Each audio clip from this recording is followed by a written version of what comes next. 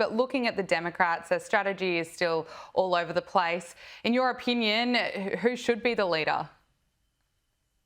Oh goodness, a ham sandwich at this point. Look, I don't even want to even go that route because I would hate to say that, hey, this would be the good person. But I would say if I was to put a name out there that has some resemblance of sanity, it would certainly be the sportscaster gentleman, the African American gentleman, Stephen Austin, I think his name is, Mhm. who does ESPN Sports. At least he's able to understand that the Democrat Party has a major issue, and the problem is that they're too extreme and they're too radical, and they don't adhere to the Constitution. They don't believe in our founding principles and values. And so when you put all that together, who do they have? I mean, they're going to have Bernie Sanders. I don't think that's going to work, right? So I don't think he's going to be there. Honestly, I don't even think Josh Shapiro, because sadly, I think the party is too anti-Semitic to even put someone up Yeah. who is Jewish. So who else could it be? I don't think it's going to be Gruesome Newsom or Gavin Newsom. I like to call him the Ted Bundy of politicians. He's very suave and smooth and well dressed. But I just don't see that they have anyone really right now on the Mm. bench, and I guess that's good for Republicans. Yeah, look, I agree with that assessment. Let's talk about the tariffs. The tariff deadline is looming, and Reuters is reporting today that the Trump administration wants countries to put their best offer forward by Wednesday, as officials want to accelerate talks with multiple partners ahead of the tariff deadline. Now, Trump has also posted today, if other countries are allowed to use tariffs and we're not allowed to counter, our country doesn't have a chance of economic survival. So what are you expecting that we'll see by Wednesday? Well, I think that we're going to see a whole bunch of countries come forward and work out some trade negotiation deals.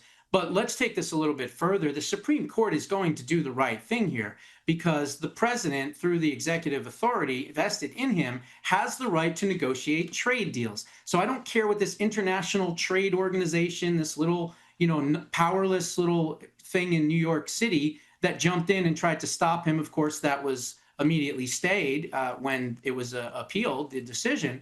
But in the long run, remember this: the president has multiple opportunities and tools at his disposal in order to facilitate trade negotiations. So I'm not worried about it. I think that he's going to be able to pull this off, and he'll be able to have as many trade or deals as he would like. Yeah, it'll be interesting to see what happens. I'm pretty confident that we are going to be seeing countries absolutely putting their best offer forward and presenting a pretty good offer for Donald Trump. But we will see.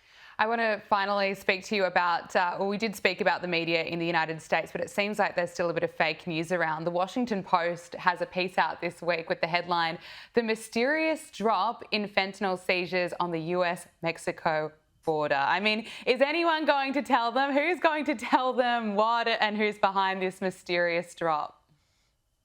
Yeah, I'll pull a Joe Biden. Shh, the border's closed.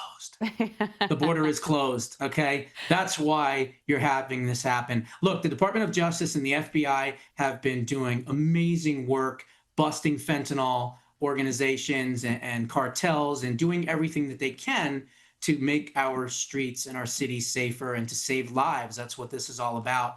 And so I think with that, and of course, shutting down the border, getting rid of TPS, getting rid of all these other things that the prior auto pen administration, as I like to call it now, has been doing, I think it's a 180. President Trump ran on securing the border, and of course, promises made, promises kept. And the White House has unveiled a new portrait of President Donald Trump. Let's bring up the image if we can. I know he still looks pretty fierce in the picture. There it is, a little bit different to the one that was put up during his inauguration. But Josh, can I get your reaction to it?